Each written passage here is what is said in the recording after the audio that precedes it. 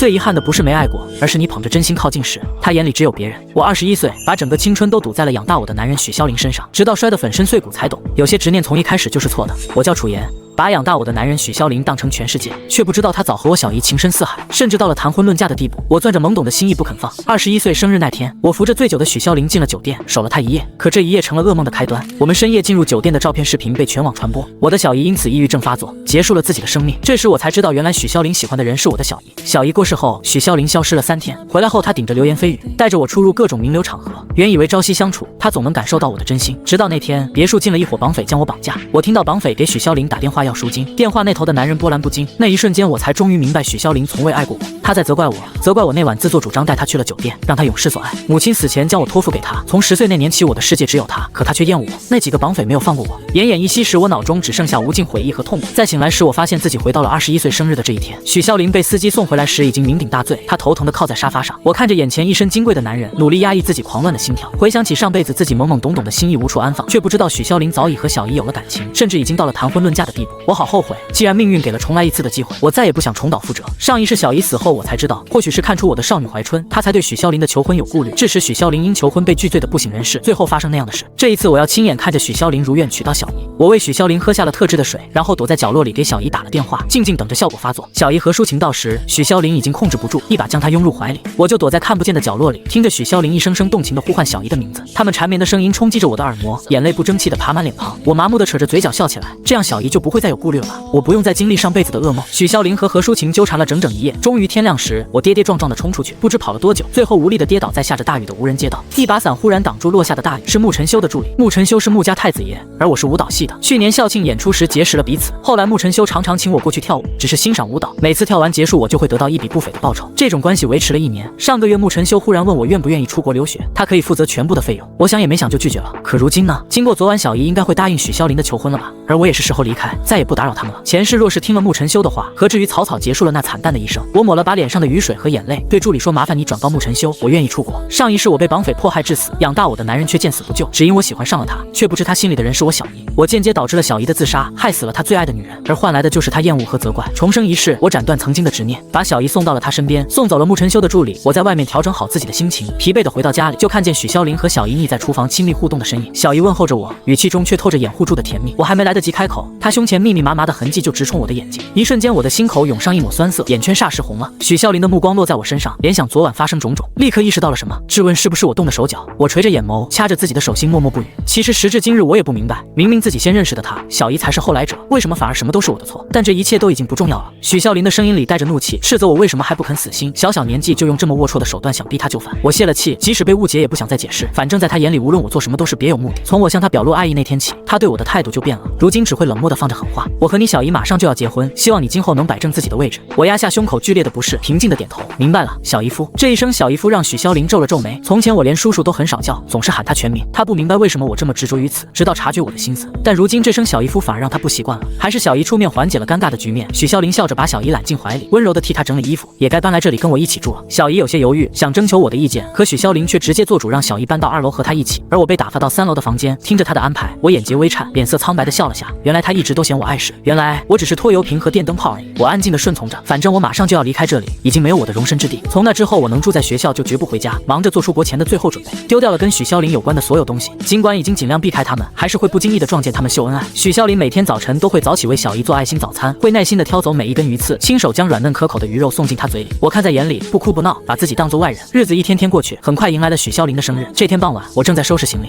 房门忽然被人一脚踹开。许潇林面色铁青地扣住我手腕，怒斥：“楚言，你到底想干什么？”我疼得皱起眉头，不明白他在说什么，挣扎着让他放开我。许潇林手上力道加深，怒极反笑质问我：“就知道你只是在装乖，这是什么东西？”一只漂亮的精美礼盒被他重重砸在地上，4分5裂，也轰的一声炸开了我的脑袋。这是我好几个月前订的名贵手表，想当做生日礼物送给他。但让许潇林愤怒的并不是手表，而是里面的那张卡片，那是我亲手写下的：“许潇林，我喜欢你，生日快乐。”我早忘了这件事，根本没想起来自己当时预约了在他生日这天送达。既然已经被误会，我无法反驳，只能平静接受。我的反应似乎让许潇林更加不悦，他脸色阴沉的的提醒我不要妄图拆散他和小姨，就算没有小姨，他也不会喜欢我。我无奈的摇了摇头，你放心，我已经不喜欢你了。我安静的用近乎没有感情的声音发誓自己绝不会破坏他们的关系。可许孝林根本不相信我说的话，他觉得这应该是他今天听过的最大的谎言，是我欲擒故纵的把戏。我有些难过，曾经跟他隐晦表达爱意，他总是警告我不要有不该有的心思。可现在我说自己不会再缠着他了，他却觉得我只是换了手段引起他的注意。谎言说多了，或许连自己都信了。可这次我比任何时候都认真。小姨夫，祝你们幸福。说完，我拿起自己视若珍宝的那个水晶球，举到头顶，狠狠地往地上砸去。四分五裂的水晶球就像我那颗破碎的早已拼凑不起来的心。炸裂声中，我看见许孝林的脸色难看到极点，因为这是他送我的第一个礼物，那是我曾经的宝贝，如今亲手将它砸碎，也亲手埋葬了对他的感情。碎片砸了满地，我像是终于自证成功一般的笑了。我们又一次不欢而散。从那以后，我总是躲着许孝林，直到小姨要带着我一起参加几天后的慈善晚宴去散心。我向来不喜欢这种场合，许孝林也从不强迫我。可这次小姨开口，她却答应了。没有人在意我是不是想去。晚宴当天，我沉默地跟着他们一起上车，却被许孝林拦在车外，说这里没有我的位置。我低头苦笑，是谁说过我可以一辈子做无忧无虑的公主，可以永远坐在他身边的位置？我过去分不清这是一个男人对一个女人的纵容，还是一个长辈对一个晚辈的宽厚。现在我明白了，我和他的11年仅此而已。晚宴现场，我坐在角落里，看着许孝林揽着小姨四处应酬，所有宾客都歌颂他们的恩爱，也在暗地里贬低着我，一个胆敢觊觎小姨夫的拖油瓶。我无动于衷，早就习以为常。我想从后门偷偷溜走，没想到碰见了许孝林的母亲。许夫人开门见山地羞辱我，让我滚蛋，难听的话砸在脸上，疼得我狠狠捏紧了拳头。我告诉她我会离开，许夫人自然不相信。当年许孝林收养我时，许夫人就强烈反对，再加上后来我的那点心思根本藏不住，就彻底成了她的眼中钉。我把前2日刚收到的国外大学录取通知邮件拿给她看，还表示会在国外结婚生子，这才打消了许夫人的疑虑。许夫人离开后，我浑身力气仿佛被抽离，无力地靠在墙上，好不容易才缓了口气，刚一转身，却险些撞进一个男人的怀里。同时耳边传来许孝林的声音：“你刚才说什么结婚生子？”许孝林的话让我一瞬间愣住，无法预料他到底听到了多少，我只好惊慌失措地掩饰。我说：“你和小姨马上就要结婚生子，祝你们幸福。”在许孝林的眼里，这句话像是挑衅，熟悉的警告再次响起：“你母亲临死前托我照顾你，我说过可以养你一辈子，只要你安分守己。”我回想起几年前，小姨问我愿不愿意离开，跟她一起生活，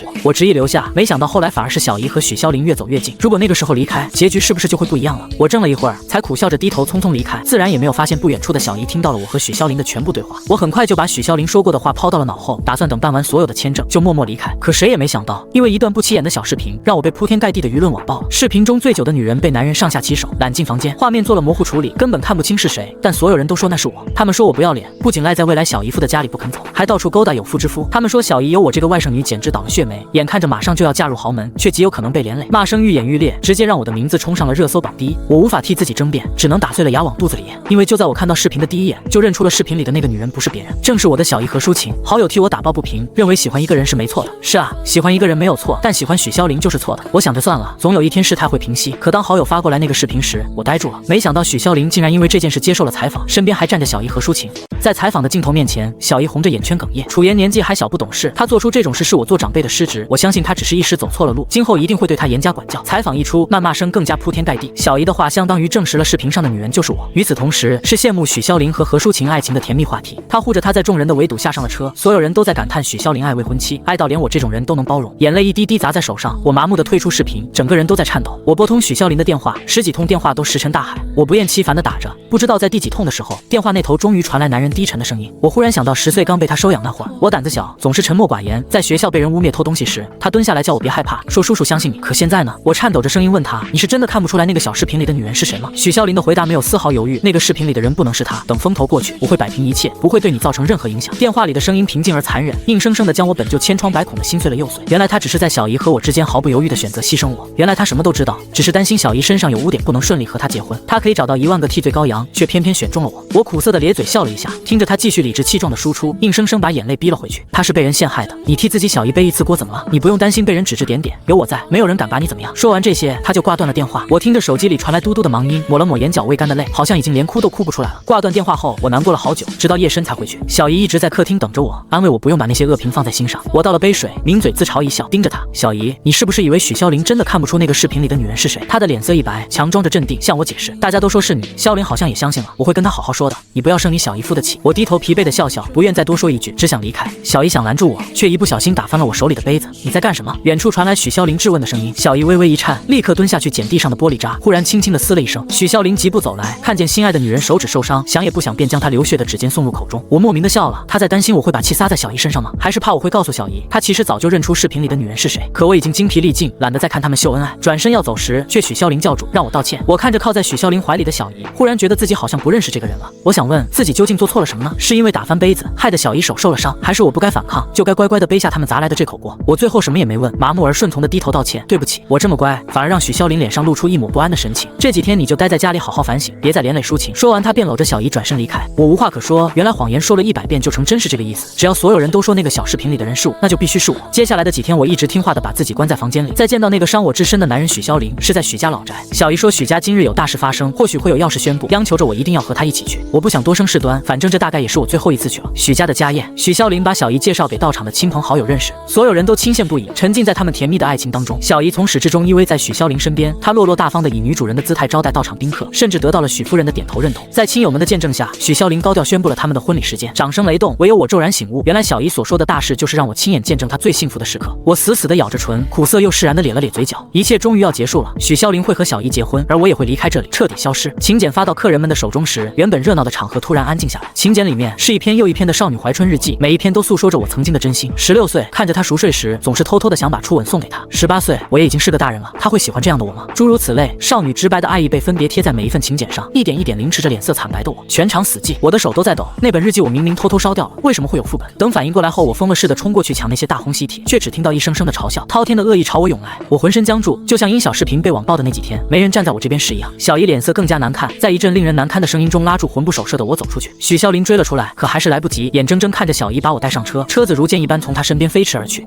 小姨拉着我离开了那个恶意汹涌的订婚现场，车速很快，在马路上横冲直撞，而后面是紧追不舍的许孝琳。我看不懂小姨的心情，虽然我已经没那么在意她的想法了，可还是想跟她解释清楚自己对许孝琳已经没有任何非分之想，那些都已经是过去式。然而下一秒，对面一辆车朝我们急急地驶了过来，砰的一声，一切归于平静，我的世界瞬间安静了。我看见许孝琳红着眼冲过来，着急地把小姨从车里救出，颤抖着抱着满身是血的她头也不回地离开，从始至终都不曾看一眼同样被困在车里的我。只依稀听到有人问楚小姐怎么办，她似乎停顿了一下脚步，才叫司机把我送上了救护车。漫天的黑暗将我包围，前面是深不见底的深渊，我仿佛被扼住了咽喉，呼吸渐渐变得沉重起来。该感谢他吗？最终还是没有丢下我不管，可我的心好像真的已经不会再为他跳动了，一切都是我咎由自取。上辈子因为爱上他，我和小姨最后都没了命，明明这辈子都已经改变了，为什么还是逃不过这种结局？我感觉眼皮很重，一口鲜血从嘴里喷出来，我笑了，笑着笑着便彻底没了知觉。不知睡了多久，我在混沌中转醒，茫然地看向空无一人的四周，病房外传来许孝琳的怒吼，都已经过了10几个小时，为什么手术还没结束？我茫然一怔，忍着身体的疼痛，循着声音找出去，看见许孝琳被人拉开，她失神地坐在长椅上，猩红着眼，低头掩面，她的身体微不可见地颤抖着。我曾在上辈子见过这样的她，那是她害怕失去小姨的样子。我走到她的面前，张了张干涩的唇，询问小姨的情况。许孝琳听到我的声音，忽然起身，面色狰狞地将怒火都发泄在了我身上。抒情在最后关头还在想着你，她伤得很重，为什么躺在里面的人不是你？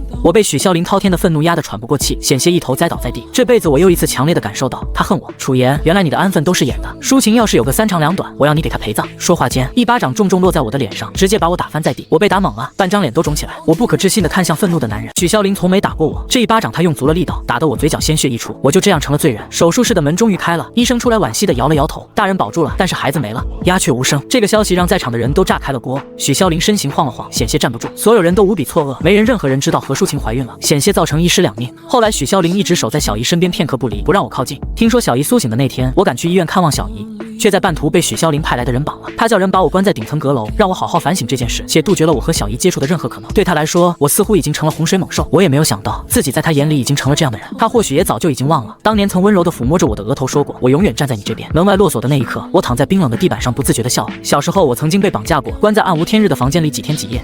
被救出来后，心里却受到了极大创伤。从那以后，我就害怕这种幽闭空间。许孝琳明明知道，却把我关在这里，锁了门窗，不准我出去。他把一切意外都算在了我头上，大概也忘了我的恐惧。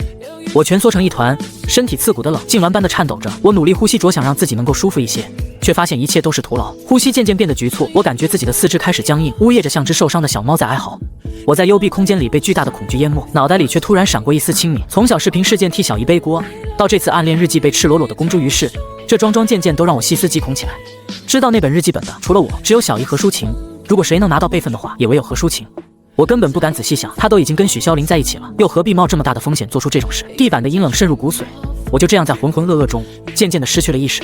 再次醒来时，我发现自己躺在医院的病床上，许孝林面色铁青地看着我。不要以为耍点苦肉计就能得到原谅，要不是抒情心软替你求情，你应该在里面跪满749天，替你自己赎罪。许孝林走了，没有给我任何说话的机会，我如同失了声一般，边哭边笑，都已经说了不会再纠缠他了，为什么他就是不信？小姨出院这天，我收到穆晨修助理发来的机票，我收拾好自己的行李准备离开，刚到门口就撞上了正巧回来的许孝林，我顿时感到无措，想将行李藏起来却无从下手，但他似乎并不意外，接过行李，给了我一张机票和一张银行卡，机票上的起飞时间和我原本的起飞时间十分相近，只不过是飞往另一个国度。我恍然大悟，原来他误会了，原来他也早已做好了安排，不让我再继续留在这里。当初我被他带回来的时候，他说过，以后只要有他的地方就永远都是我的家。他食言了，最终还是抛弃了我，亲手把我送走。我没有说话，一路沉默的到了机场，从他手里接过行李，仿佛我是被他流放的罪人。到了那边告诉我一声，我答应过你和你母亲的事情永远不会忘记，等你可以回来的时候，我会派人去接你，你最好早点忘记自己做过的那点荒唐事。这一次许孝林的语气缓和了不少，不再不近人情，也许终于可以送走我了，让他卸下了些许防备。我想说什么，声音却卡在喉咙里，最终只是温顺地点点头，我不会再给你们添麻烦。我在他的注视下走进安检口，回头朝他挥手道别，这也许是我们最后一次见面，再见了，许孝林。离开许孝林后，我渐渐淡忘了上辈子的事。我在米兰按照原计划上学跳舞，穆晨修为我安排好了所有，却从未现身。那时我却不知，早就有一双眼睛一直默默地注视着我，了解我的一切。来到这里后的第一次演出，我的表现大获成功。当我抱着花束下台的时候，又见到了穆晨修的助理楚小姐，穆总想见你。当我推开别墅大门，就看见一身便服的男人站在落地窗前打电话。恍惚之间，我仿佛看见了许孝林的身影，可一瞬过后便认清，穆晨修是截然不同的人，他的疏离中带了些人情味。我以为他又想让我为他跳一些奇奇怪怪的舞，没想到这次却猜错了。要不要做我的女朋友？他开门见山，像寻常问候那样简单，却吓了我一跳。我了解穆晨修的家世，穆家在国内的权势属于顶层，外面都说能在那种家族中站稳脚跟说一不二的太子爷，吃人不吐骨头。我此前一直告诫自己不要和穆晨修走得太近，赚了钱就走，现在却不知道该怎么面对这位恩人。穆晨修绅士的为我倒茶，还准备了我最爱吃的点心。我有些失神，这么多年除了许孝林，没人在意我的喜好，眼前的男人却仿佛看透了我的所需所求。我问穆晨修这是否是来米兰的交换条件，他只是淡淡笑着给出了答案，你可以理解为我们都彼此需要合适的时间，合适的对象。他说起初对我只有好奇，我们之间更多的是买卖关系。他花钱请我跳舞，我欣然接受，并且很有职业道德，每次都会花心思重新编排舞蹈，因为欣赏我在舞蹈上的天分和才华，于是提出出国的事情。没想到我想也不想就拒绝了。后来他差人了解到了我的全部故事，觉得世上怎么会有这么傻的女孩，心底竟升起一种异样的心疼来。他想让我在米兰开始新的生活，让我可以无忧无虑的跳舞，真正的绽放自己。听着穆晨修剖析自己的心路，那一刻我突然觉得跟这样的人交往似乎也不错。他不在意我那些荒唐的行为，不在意我的过去，就这么坦然地出现在我眼前，表达了自己的心意。我没有拒绝的理由，或许从内心深处，我一直期待一份真正的爱情。谈完后，穆晨修坚持送我回去，我在他的陪伴下下车上楼，却突然听到一声急切的呼唤：楚言！我的身体突然一僵，是许孝林。一股难以言喻的酸涩和恐惧瞬间蔓延至五脏六腑。我太熟悉这个声音，甚至于在国内最后的那段时光，只要听到这个声音，就会让我浑身发寒。曾经最喜欢的声音，后来成了我最恐惧的催命符。察觉到我的害怕，穆晨修眼底划过一丝寒意，他收拢手指安慰我：不要担心，别害怕，有我在。许孝林似乎仍不明状况，大步向我走来，却被穆晨修挥过去的一拳重重砸在脸上。穆晨修下手丝毫没有留情，拖着人丢到大街，一拳拳打下去，后者却连反抗都没有。男人居高临下的看着他，露出挑衅而冷淡的嘲讽，一个眼神就把许孝林踩在了脚底下。我走进楼门，没有再多看那个被打翻在地的男人一眼。我不愿去想许孝林为什么突然来找我，为什么打不还手。对我来说，当他亲手把我送走的那一刻，我们已经两清。穆晨修回来时，我们默契的没有提起刚才的事情，仿佛一切都不曾发生。我们只是自然的相处，我为他泡茶，他为我下厨。当他将卷了裹满厚厚奶油的意面送到我眼前时，我耳根微红，吃下了他送到我唇边的食物。那一晚，穆晨修留宿在了我家，但他什么都没做，只是安静的哄我入睡。那一晚，我难得的没有再做噩梦。我和穆晨修的感情进展的出乎意料的顺利，我们就像命中注定的灵魂伴侣。他会支持我的舞蹈事业，在每一次演出落幕时献上热烈的掌声和漂亮的花束，也会揽着我的腰去见自己的好友，大大方方地表达着对我的爱意和尊重。这让我感受到自己也值得被爱，我的感情也可以光明正大拿得出手。在此过程中，许孝林似乎不懂什么叫放弃，依然阴魂不散，或是送神秘礼物，或是包下整条街的广告牌对我表白。我从未理睬，将一切交给穆晨修处理。而最后一次见到许孝林，是在我和穆晨修结婚那天。是的，我结婚了。那晚，在庄园里的暖灯下，我为穆晨修舞完一曲。在经过窗边时，我听见有人闲谈大雨滂沱下的怪人，顺着他们的视线看去，不由眸光一紧。这一幕对我来说简直荒唐又可笑。何曾想到有一天许孝林也会等在大雨里，只为了见我一面。现在还想来找我当面说清楚吗？是致歉还是忏悔？可惜我都已经不需要了。对于这个男人，我心里早已波澜不惊，掀不起一丝涟漪。此生不复相见，就该是我们之间最好的结局。我收回视线，淡漠地回到穆晨修身边，他把我揽进怀里，低头抵着我的额头，问我是否要出去见一面。我摇摇头，没必要了。过了很久，就当我觉得自己要彻底记不起这个人的时候，我收到了许孝林的死讯。国内传来消息，他乘坐的私人飞机失事，许家现已办完身后事。许孝林的死让许家陷入内乱，昔日的豪门风光不再，多少人虎视眈眈，准备撕下最后一口肥肉。许夫人白发人送黑发人，痛苦失智，最后被送去医院治疗，再也没有出来。许父也在这次的事件中一病不起，最终因病去世。我曾经待过的许家老宅已然成了一座空宅，我并没有太大的情绪波动，该还的早已经还清了。穆晨修原本还担心我受到影响，怕我真的不在意了，才放下心来。他向我讲述了在我出国后许家发生的所有事，有他自己通过各种渠道收集到的消息，也有许孝林后来亲口诉说的故事。故事。许孝琳的故事要从我离开之后说起。我走的4天后，小姨何淑琴看着镜子里的自己，一脸喜悦。许孝琳因为孩子没了很是懊恼，从她苏醒的那一天起就说着，等她一出院他们就完婚，像是对她的补偿。在她住院的这段时间，她忙前忙后叫人准备婚礼。许夫人原觉得许家既然要办婚礼就不能太仓促，但在儿子的坚持下，做母亲的也没有办法。况且现在外面都在传许孝琳对不起何淑琴，为了一个所谓的养女让何淑琴受了那么多委屈。在外人看来，小姨有苦说不出，许家不能再让这种负面印象加深。几天后就是婚礼，许孝琳心疼小姨，无论是试穿婚纱还是拍婚纱照，都是亲自陪着，流程能省则省。连婚纱店的店员看了都忍不住羡慕，夸许孝琳如何深情。但有趣的是，旁人的窃窃私语根本入不了许孝琳的耳。此时此刻，许孝琳却盯着与我的聊天框发怔。算时间，2天前我就该到了，但我既没有报平安，也没有打电话，就连他事先安排好的人都没向他汇报情况。他猜是我不让他们告诉他，一定是我还在赌气，还没意识到自己错在哪里。但我母亲毕竟是他曾经的好友，既然答应了要把我照顾好，他也不能对我不闻不问。许孝琳这样想着，给我发了一条短信。怎么到了也不知道报平安。短信刚发出去，小姨就出来了。她拢了拢身上的黑色西装，揽着小姨去拍婚纱照。外景内景一共拍了大半天才结束。小姨看她心不在焉的样子，偎在她怀里询问：“真的不邀请小妍参加我们的婚礼吗？”许孝琳莫名烦躁，尤其听到我的名字，顿时皱起眉头：“你不必管她，她害得你还不够吗？”小姨表示有些可惜，许孝琳却没再接话。结束后，她把小姨送回家，一个人坐在车里回想下午给我发的那通短信。我始终没有回复，她又拨通电话，却只听到冰冷机械的女声重复：“对不起，你所拨打的号码是空号。”听到是空号的一瞬间，许孝琳心头一紧，嘲笑我真是翅膀硬了，敢跟他玩失踪了。随后他又拨了另一个电话，质问为什么没有及时汇报我的情况。那边紧张的声音直打颤：“我们没接到楚小姐，前天夜里已经向您汇报过了，是您未婚妻接的电话。”许孝琳眉心紧锁，翻了通话记录，确实是何淑琴在她洗澡时替接了电话，但事后并没告诉她。电话那头汇报还在继续，我们查遍了当天洛杉矶的所有航班，都没有楚小姐的落地记录，也没查到出入境情况，似乎有人刻意隐藏了她的行踪。许孝琳的脸色越来越难看，她震惊于我偷偷去了别的地方，连她为我安排的去处都敢反抗。继续找不到人，你们也别回来。许孝琳突然气笑了，这不就是在故意闹脾气，想让她着急心疼，撇下何淑琴去找人吗？真是被惯坏了。许孝琳头疼的揉了揉眉心，不知怎么往事浮现，小女孩牵着她的手，小心翼翼地来到陌生的地方。她蹲下来摸着女孩的头说：“以后这里就是你的家。”她突然想到了什么，直奔3楼我的房间，环视着空荡荡的四周，她莫名一阵心堵。小姐房间里的东西呢？她只是出去旅游，怎么全空了？许孝琳怒视佣人王妈质问，王妈吓得双腿直哆嗦。小姐搬到3楼后就不许任何人再进来了，我也不知道怎么回事啊。这时许孝琳忽然回忆起那天自己还没把送我出国的消息告诉我，我就已经拉着行李准备走了。她这才意识到我的离家出走是早有预谋。许孝琳脸色铁青的出来，正碰上迎面而来的小姨何淑琴。没等她问电话的事，小姨就先一步开了口：“那晚我替你接了电话，没接到小妍，我当时心慌意乱的，又不想你担心，就一直没告诉你。小妍是不是真的生我们的气离家出走了？”许孝琳听完面色缓和，将小姨抱进怀里安慰：“不用太担心，她从小被我惯坏了，等吃了苦头自己就会回来。”婚礼如期举行，到场宾客非富即贵，无不感叹他们有情人终成眷属。他们的爱情早已被美化成一段佳话，我在这个故事里则成了十恶不赦的罪人。婚礼现场是按照小姨的喜好布置的，方方面面细节之考究，出手之阔绰，足见许孝琳的重视。小姨在众人的赞叹声中，一步步朝许孝琳走去。许孝琳看着身着婚纱的女人，却产生了一丝不解。本该是她期待已久的时刻，可她的内心却波澜不惊。她仿佛看见了另一个人的身影。18岁成人礼上的女孩也曾穿着白纱兴奋地朝她奔来，告诉她从今以后就是大人了，可以爱人，可以谈恋爱。一声呼唤打断了许孝琳的思绪，眼前人的脸骤然清晰起来。许孝琳不动声色地甩掉脑海中的那个身影，想着也许是我和小姨有几分相似，才会想起我的样子。她牵住她的手，在满堂宾客的见证下走到舞台中央，她嘴角勾起一抹温柔的笑，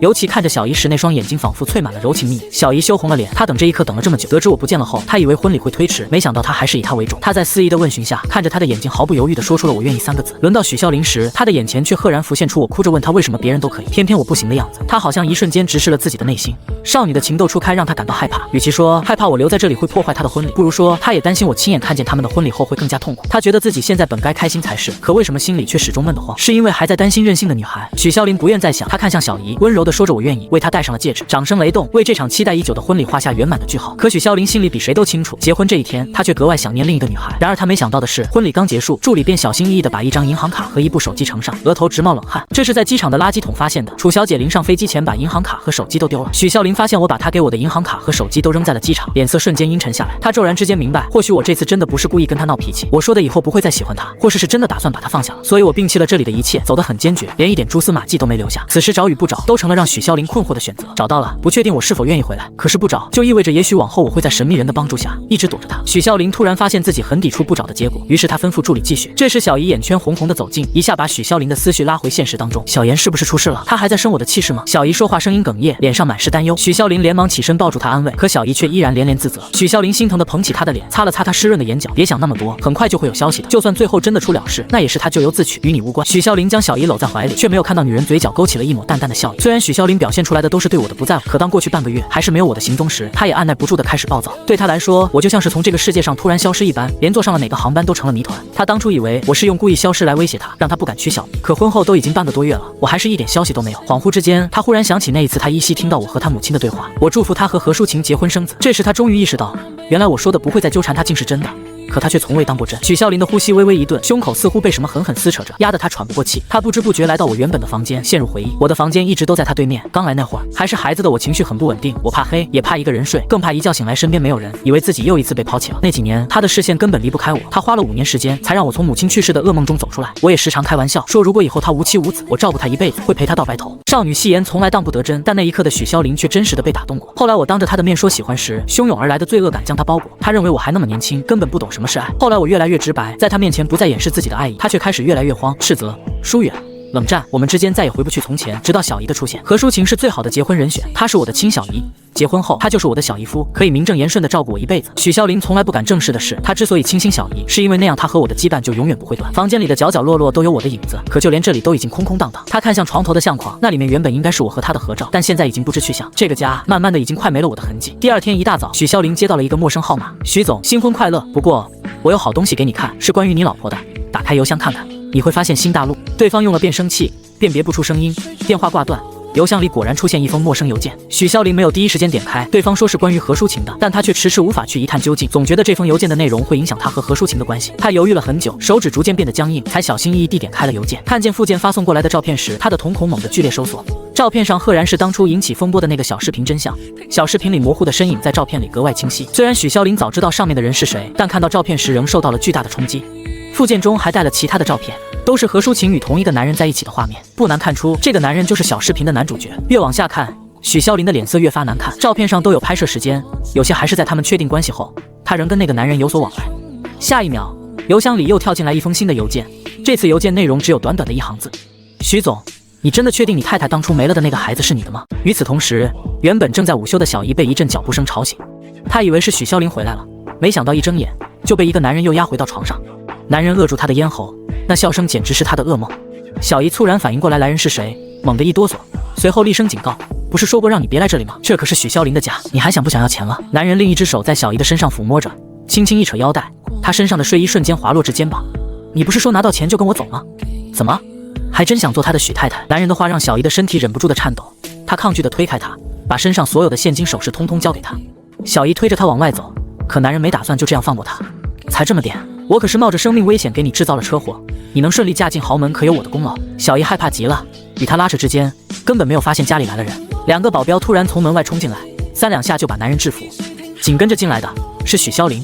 小姨脸色霎时惨白，眼泪从眼角喷涌而出，她扑进许孝琳怀里，装作很害怕的样子，哽咽着。许孝琳却冷淡地把她推开，目光直视着男人质问：你刚才说车祸是你制造的？难怪警察怎么都找不到肇事逃逸的司机，原来藏在我眼皮子底下。男人知道自己这次逃不过，惊慌失措地向许孝琳求饶。见许孝琳岿然不动，又转而看向小姨求救，可小姨只是害怕地躲到许孝琳身后。她从未见过许孝琳的脸色这样冰冷，拼命地想向她解释着什么，咽喉却被她赫然掐住。许孝琳异常平静，看着眼前人只觉得恶心。这个男人就是你前夫吧？离婚后替你做事，但在分赃上出了问题，他又回来缠上了你。小姨吓得不断摇头，大脑逐渐出现缺氧的反应。把小视频的黑锅甩到楚言身上也有你的手笔，还有楚言的日记，你还有什么要说的？许孝琳咬牙切齿，恨不得将他撕碎了。很快，凄厉的惨叫声响彻别墅。从那之后，许家再没有何淑琴这个人，他亲手将新婚妻子和那个男人送进了监狱。他很懊恼，从得知我被诬陷被陷害时，他第一次无比厌恶当时的自己。他知道那时的我一定很恨他，所以才有了后来的心灰意冷，连解释都嫌多余。而他那时被所谓爱意冲昏了头脑，竟然都没调查过何淑琴的过去，只是单纯觉得既然是我的亲人，总不会骗他。